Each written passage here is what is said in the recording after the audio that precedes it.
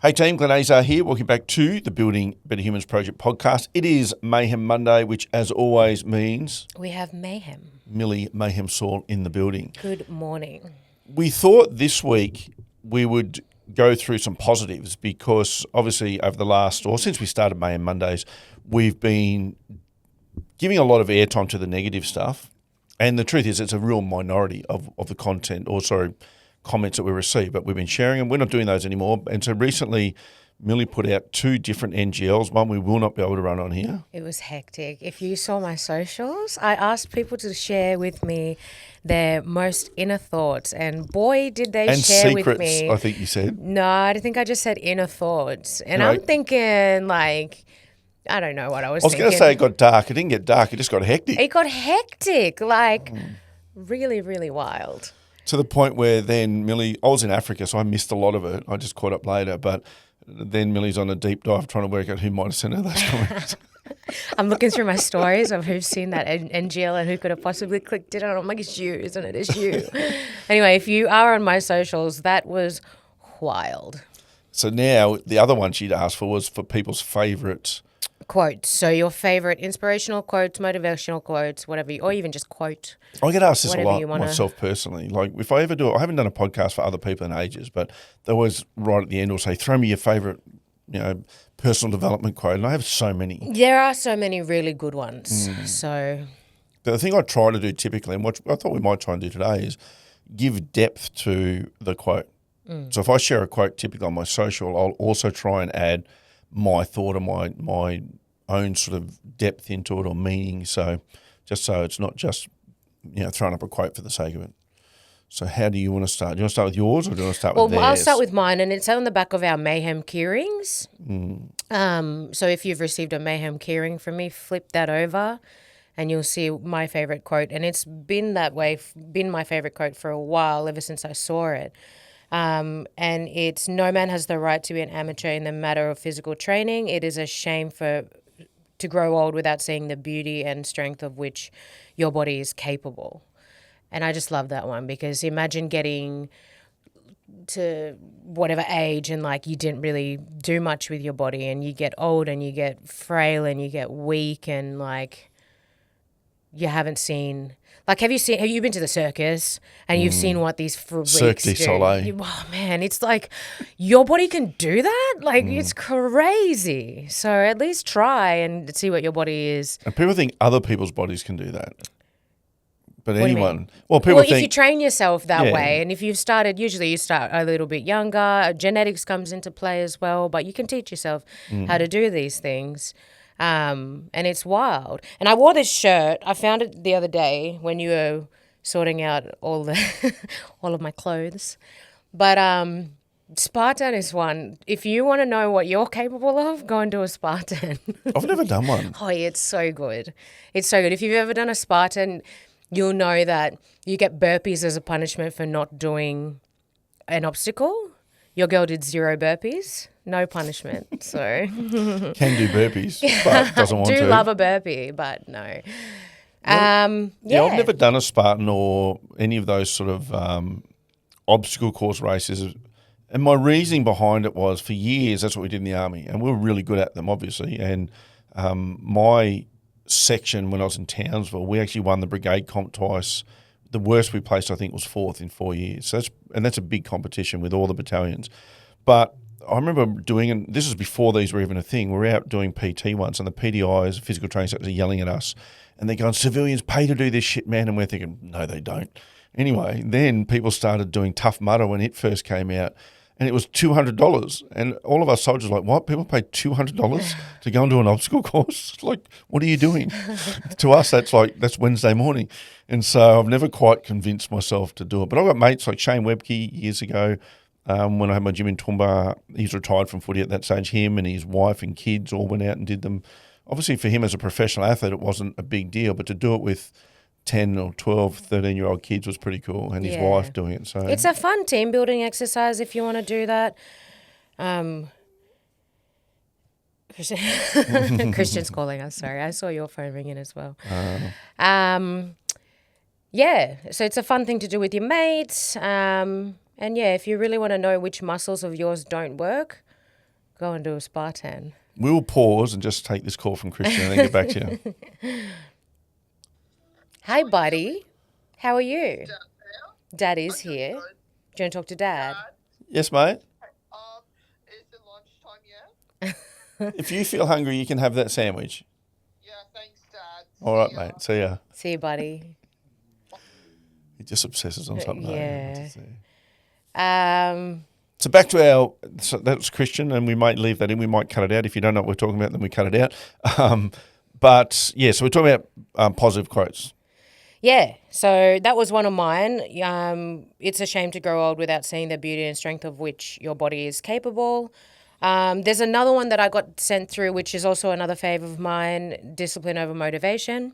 You know, you can be motivated one day and not motivated another, but it's discipline that will make you go and do the thing that you're supposed to do in order to reach the goals that you want. Just yesterday, I saw on Instagram a discipline versus motivation video, which was really good. It just showed like a figure doing sit-ups. It was just an outline of a figure. And they're both just doing sit-ups, but the motivated guy is pumping them fast. And the disciplined guy or figure is just, and then the motivated guys, and then all of a sudden the motivated stops because motivation stops at some point and the discipline just kept going.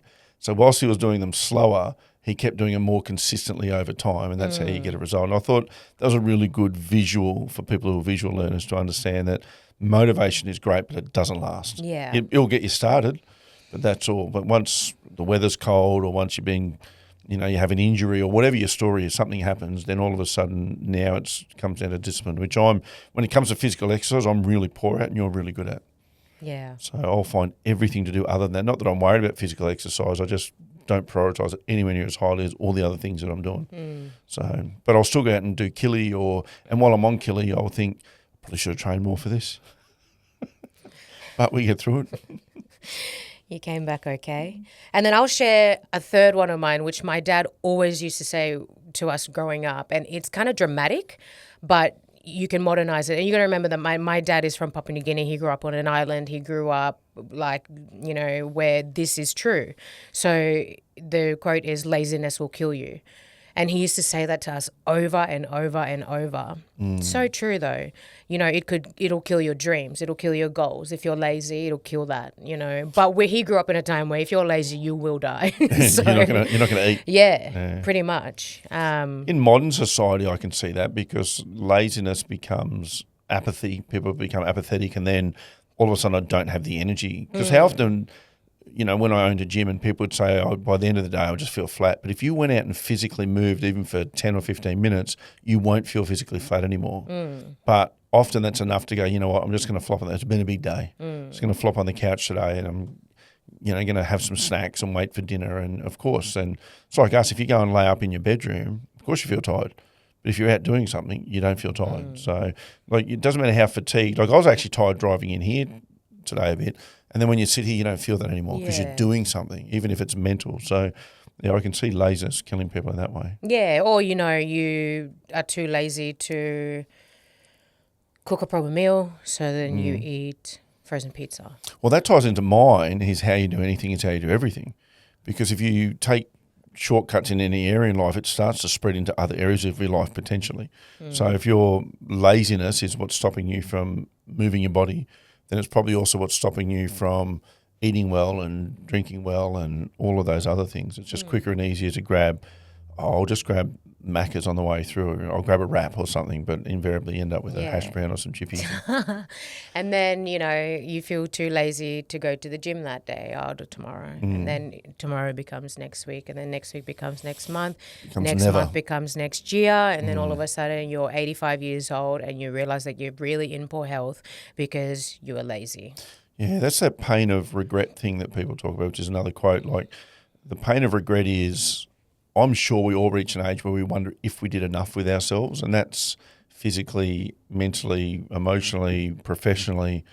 I reckon definitely physically. When you physically struggle to get up, when I was nursing, they did a thing called activities of daily living because I was nursing and also working with a physio. And when people get to older ages, and we're talking even 50s and 60s, believe it or not, they're starting to work on activities of daily living, so basic body-weighted squats so they can get off the toilet. because there are people in their 60s who need assistance to get off the toilet when you're in these nursing homes. I've trained people who are in their 30s who need help standing up and getting off. And I've had to do like TRX squats with them, TRX box squats. So you can't get yourself off a box, so you need a TRX to help you. Yeah. And then that's how it progresses. We did TRX, and then you did 2 squats just without the TRX, or you do a single leg with the TRX. Like you just do progressions because they weren't strong enough to get up from a chair. Part of an answer to that physically is too many people try and have an unrealistic expectation of what they're going to achieve or how they're going to look or how they're going to feel.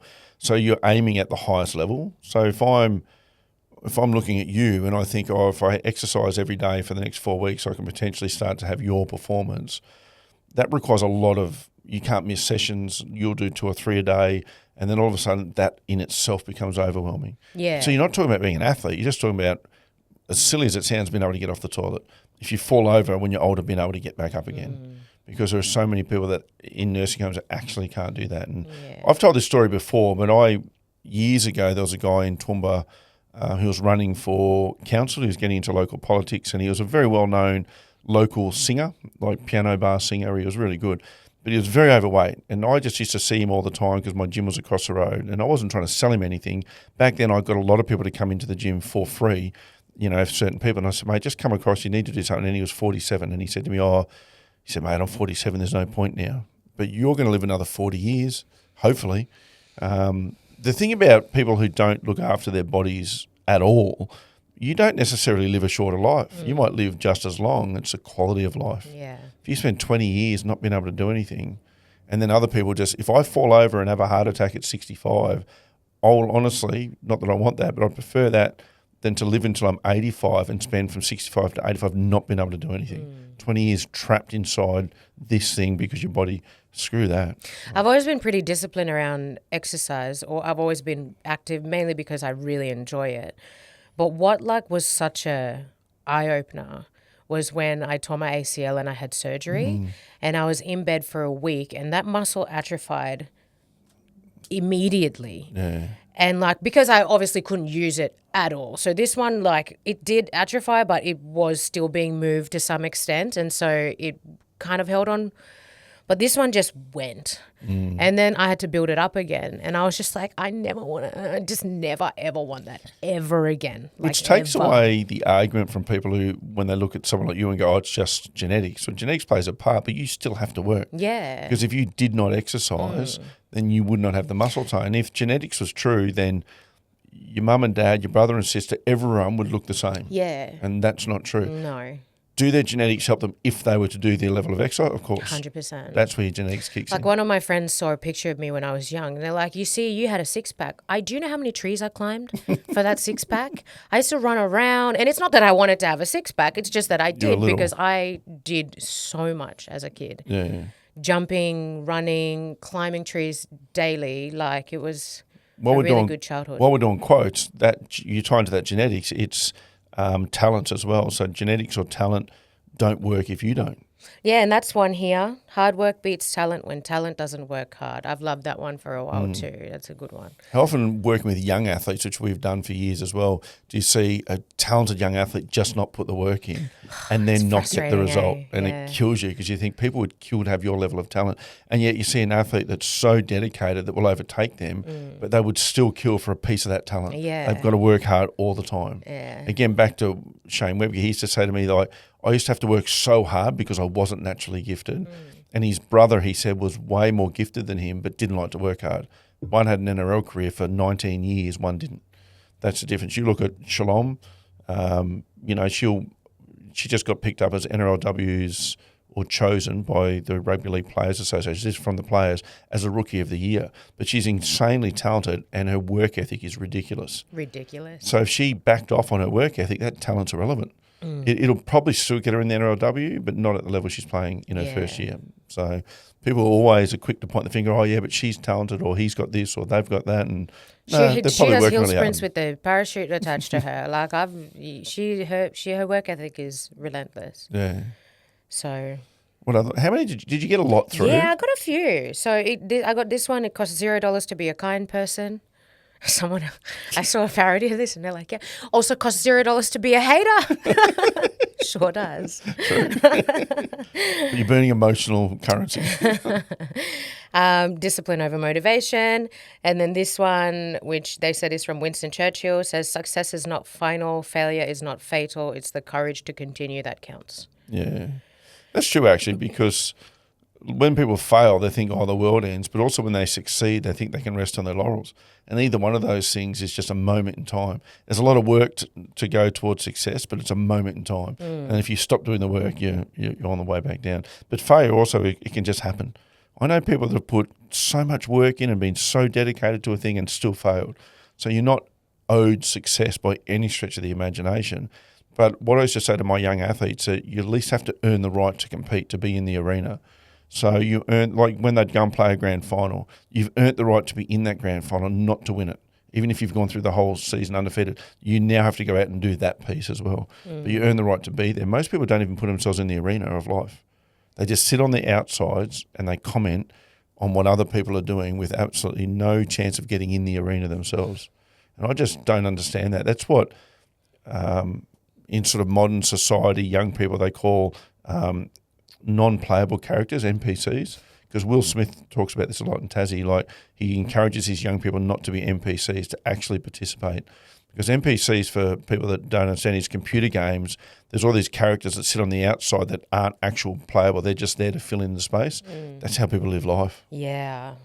Or like you always say, to going back to people who comment on something that somebody else is doing, like whether it's an athlete, like you always see people in the comments going, oh, I wouldn't have done that. Like, no, and then you always go, no, you couldn't. It's not that you wouldn't have done that, it's that you couldn't. I remember this woman once saying to Alyssa, when Alyssa had climbed Everest the first time, and she's punching durries and drinking a Coke.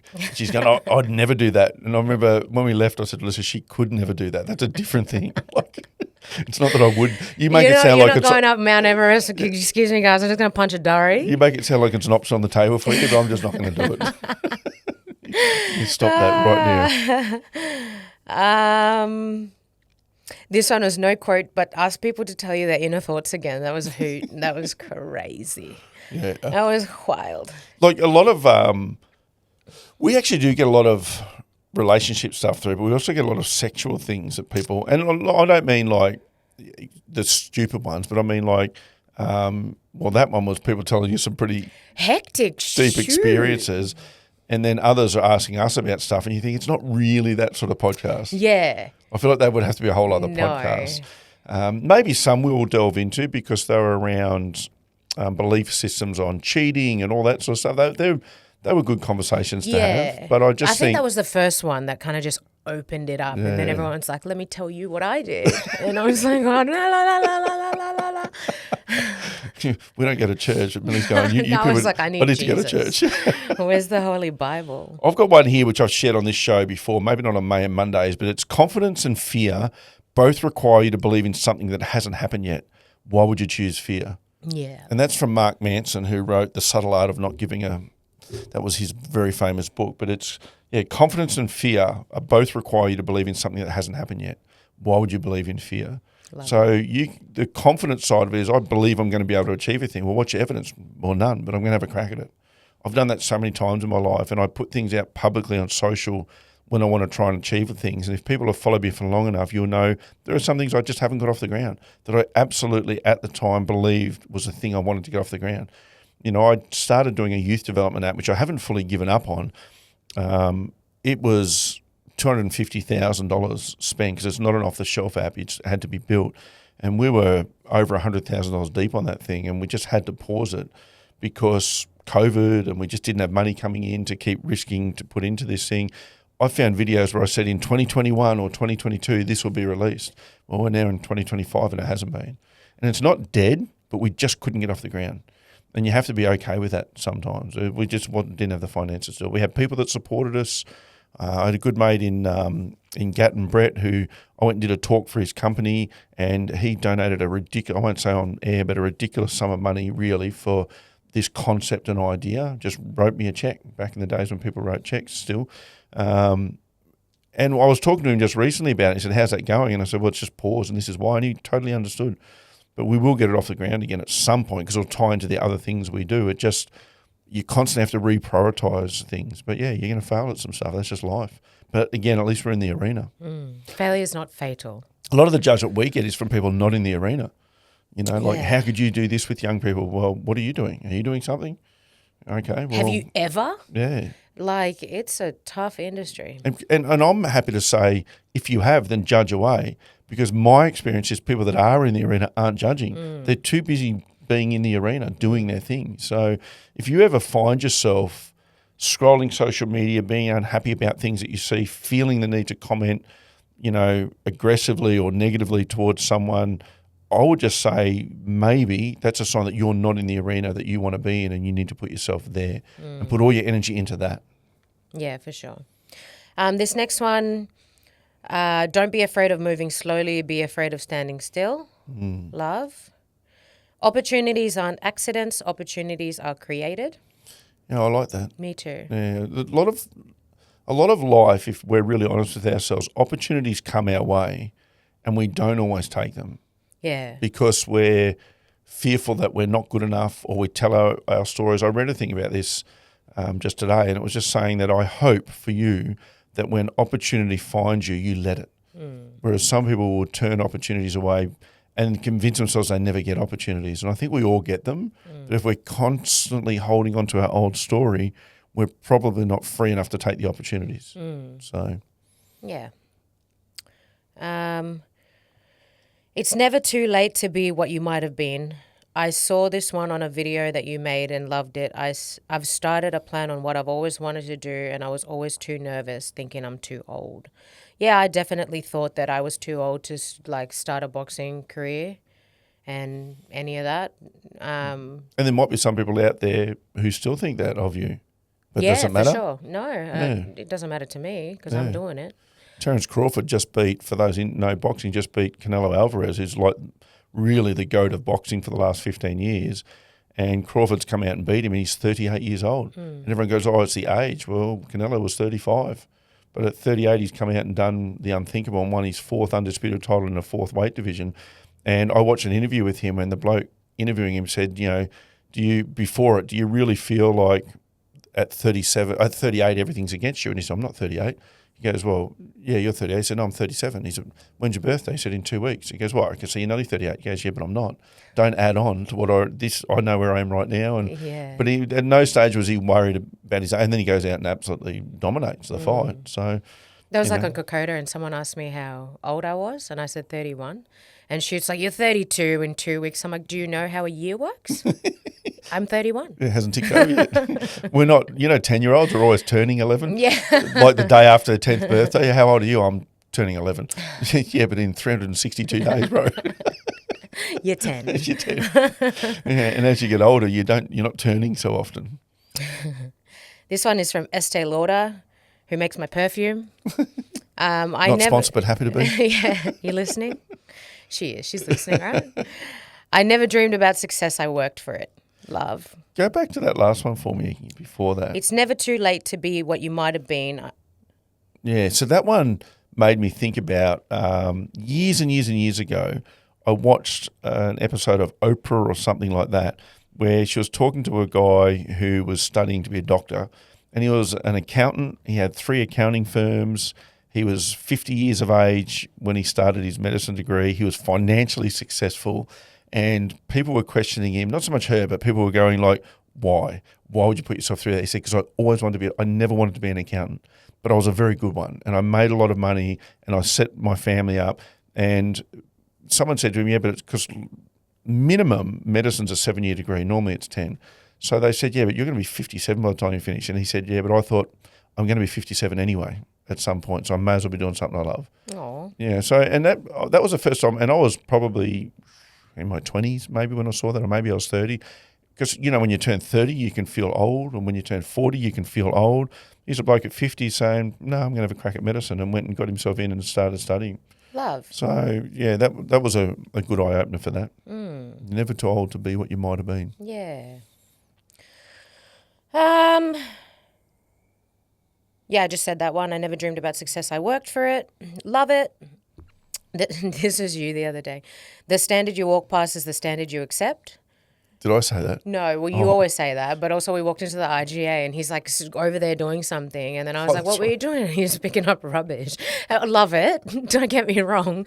And then he goes, "The standard you walk past, the standard you accept." Well, I'll tell you a story about that. So that's a really famous saying in the military, and the military is really good at what the civilian world isn't always good at, which is when I've worked in the civilian world, people go, "Well, that's not my job."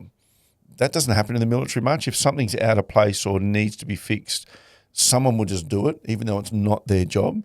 Mm-hmm. And that was the difference, I guess. And I did a psychology board years ago. So I wanted to change from medical corps to nursing corps to do a nursing degree. And to do that, you've got to, and because it's an officer rank, you've got to sit in front of an officer board. And they have a major or a colonel from psychology corps. They have a colonel or a major from the corps you're in, and they have a colonel or a major from the corps you're going to. And then you walk in and you sit in front of that board. And a lot of young people are going in doing these boards because they just go straight into those levels. I didn't. I'd done 10 or 11 years by then. So I went in as a corporal, and I remember when I went in, I saw that exact situation. There was a piece of paper just rolled up sitting on the floor. It was enough to catch my eye, so I just picked it up. And they said to us later on when they do your debriefing that there was only 2 people in that whole day that had picked that paper up. Now, I don't blame the kids who went in, the young ones. They're so focused on nervous and you're put in this situation. But I'd been in the army a few years, and that was just a habit more than anything else, that you don't just walk past something that's sitting there because it looks out of place in this. But I didn't realise they'd put it there on purpose.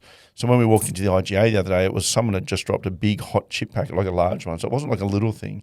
And it just caught my eye, so I just put it in the bin. And there was all these people at the cafe looking at me like, what's bro doing? That's not your job. So no one's paying me. But yeah, I've always liked that idea. And where they say it in the military is more through the 90s and into the early 2000s, there was a lot of, it was a very chauvinistic or misogynistic type of environment. So women weren't allowed to do a lot of things. We didn't really like women being in the military. That was kind of the attitude that was perpetuated on us. And then if something happens to a lower rank or a female and you don't say anything about it because you're only 1 or 2 up and you think I'm not big enough, well, that's now the standard. So your soldiers will now go, well, that's how we treat women or that rank, and that's kind of where it first came into play. Don't just walk past something that you think is out of place because you don't want to, I don't know if I've got the power to, I don't know if it's my place to. No, if it's out of place, you should say something. That's really where that started from. Yeah, it's not my job is wild. Like I worked in like a really big... I worked as a receptionist with a big car company. It was one of their small, like where they sold cars, obviously. And the girls who worked in a different department, even though they were right there, they'd be so annoyed because you can't leave the front desk. Like somebody has to be there. At all times, somebody's got to be there. So if you need to go to the bathroom, if you need to pee or whatever it is, these girls will literally say, oh, that's not my job. I lasted 2 weeks, 3 weeks in that job, and I was like, I'm out. This is just not for me. I can't answer phone calls all day where like there's bitchiness and that's not my job, and they won't help each other out. Yeah, so that's actually another it's not a quote, but it's another good point. In life, we get stuck doing a thing because we think we can't make a change. You can. It might mean losing the income and backing that you're going to find work somewhere else, as opposed to I'm just going to stay here and next 5 years is gone. And that's back into, which we've talked about a lot, the sunken cost fallacy. Well, I need the job, particularly if you're a single mum at the time or anything like that. Oh, I need the job, got to feed the kids. Well, there's other ways to do that, and it's just about the standard you're walking past, the standard you're accepting, being stuck in a situation where you've convinced yourself there's no other way. It's why people get stuck in relationships, particularly women, if the husband's earning and they think there's no way out of this thing. Well, there's always a way out. There's always a way out. 2-minute noodles. Yeah, you'll be on them for a while, but it'll be worth it in the end, I promise. Nothing can be done without belief, hope, and confidence. That's true. Yeah. Belief that you even have the capacity or the right to be a little bit of hope. Yeah. And then confidence. I got told years ago that hope is like luck. It's good to have, but it's not a strategy. And so if you've got belief and confidence and you're taking action, you're doing all the things, and a bit of luck going your way isn't a bad thing. And more times than not, you put yourself in a good position for good luck as opposed to bad luck, because we're going to get both in life. But if you're down on your luck, it can feel like the world's kicking you sometimes. And so it's about that, trying to look up and and take their next step forward, I guess, more than anything else. I'd love to hear, for those people listening or watching, I'd love for you to, on YouTube, put any that you like down below, or even send any through to us from listening to the podcast. It's been a little while since I've really asked people to rate the show. I'd love people to get on and rate the show, particularly if you rate it a 5, because it puts it in more people's ears. And if you don't like the show, as always, I say just stop listening. Mm-hmm. Let's just stop listening. Like, honestly, don't spend an hour of your life doing something that you don't want to do. And that's my thoughts with the people that have hated on us in the past. What are you doing? Yeah. Like, why are you so fixated on get in the arena yourself? If you're so fixated on what we're doing that you're watching it on a consistent basis and complaining about it. It's crazy to me. Yeah, it reminds me of like a stupid meme I saw years ago where a bloke just kept banging his head into the wall and he was complaining to the doctor because it hurt. And the doctor said, well, stop it. Like, you know, it hurts when I do this. Well, stop doing that. But people keep doing that and then wondering why it keeps hurting. Yeah. And I know Christian years ago, he used to self-harm a lot, which is why he's medicated, but he would get really angry and smash his face into something, and then that would hurt and that would upset him, and then he'd get angry again, and then he'd smash his face into something again. But he's not fully mentally capable, particularly at that age, to understand that. Most of you are. So stop doing a thing that, and in a physical hurt sense, you go, yeah, of course I would stop doing it. But you're doing it to yourself in other ways, mentally or emotionally, or you're putting yourself in situations. If you're following people on social media that don't make you feel good, even famous people, stop following them. Like if I'm looking at, I don't know, The Rock or Kim Kardashian or someone that's got big followings because everyone's following them, but they don't make me feel good when I look at their stuff, stop following them. It's really that simple, right down to us, you know, smaller people in the world. You don't have to follow anyone. People go, oh, my social media is full of negativity. You're following the wrong people. Like, go through and cleanse your social media and get rid of all the people, all the negativity you're supposed to be seeing, and you won't see it anymore. I did it during COVID. During COVID, I didn't realise how many news services I followed on Facebook. Obviously, maybe it was when Alyssa was in different newses and then I would follow them. And then once the premiers started coming out at 9 o'clock every morning doing their doom and gloom speeches on every channel, I'd have 30 notifications. It's all the exact same thing from 30 different news sources. So I just unfollow, and now I don't see them anymore. And everything was good because you just get sucked into this vacuum. But you have a choice. Yeah. Next one. Our greatest glory is not in never falling, but in rising every time we fall. Yeah, fall down 7 times, get up 8. Isn't that what they say? Yeah. Oh, yeah. So it doesn't matter how many times you fail at something, you know, unless it's skydiving. I mean, you only get one chop at that. If you fail at that, that's everything else you can get up and have another crack at. Skydiving instructors try and scare you. Like my first ever skydiving experience was in Cairns. And I went by myself because I got it as a present. And then we're edging towards the plane, and you like if you've been skydiving, that's my worst bit. It's like you spiral up in the plane and you just keep going and going. You're like, when are we going to stop like climbing? This is high enough. Oh my god. Anyway, and then you're like attached to the skydive instructor. And then you're like spread like that, and then someone sat in between your legs, so, and then the first person just like drops, and you're like, oh my god, and then like you're edging towards and it's scary as hell. Anyway, and then you drop, and then it's like the most freeing, amazing feeling, and you're just like skydiving. You're like, oh my god, I'm flying. It's the best thing ever. And then when you get to a certain point, they pull the parachute, and then we're still falling, and then like all the people who went before me are like in their parachutes are open, and I'm looking around, and he's like frantically doing something in his bag, and like, well, I'm like, are you gonna pull? What are we doing? And he pulled something, it didn't happen, and then he's like doing this, and I was like, what is going on? Anyway, he finally pulls the parachute goes up, and I was like, what just happened? And then I think he was just trying to scare me because he goes, I thought we were stuffed. And I was like, stop it. He's put in his reserve chute. Yeah, that's what I thought. Because he pulled something and it did happen. And he's like... I took a mate of mine's daughter skydiving years ago because he would never do anything that was scary. And I'd skydived in the army, and she's like 14, so you have to tandem at that age. And she reckoned she wanted to get her license. She never did. But I remember we were walking out there, being a 14-year-old, she says to the guy, how many times has your chute not opened? And he goes, well... a couple of times, but then the reserve chute. She goes, well, how many times is that not open? He goes, well, I'm still alive, so never. She was that freaked out by it. Idiot. Just worrying about all the things. That'd be Samuel. He'd ask so many questions on the way out there. Yeah, he would. So, you know any more? No, that's all it. we got through. And there were some really good ones in there. So, yeah. I share them all the time, and if I'm away, Millie will share them inside. We have a little channel inside my Instagram and the Building Better Humans Instagram. I just call it Building Better Humans, but just where I try and post something every day, and it's normally a quote or a thought or a whatever. What you look for, you tend to find in life. If you're looking for positivity, you will tend to find it. So put yourself in rooms, put yourself around people, put yourself in social media spaces where positivity has an abundance. When I very first started the Building Better Humans project, just 8-9 years ago, I used to say, I just wanted it to be a small corner of the world that has some positivity about it.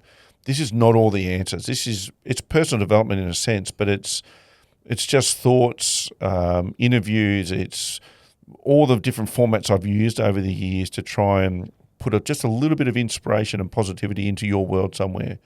Or we can all wake up and start with our scrolling and be looking at all the negativity, which again, we get to control as well. So put yourself in places where positivity, thoughts, ideas are discussed instead of people. Yeah. And that'll do us. Have a good week.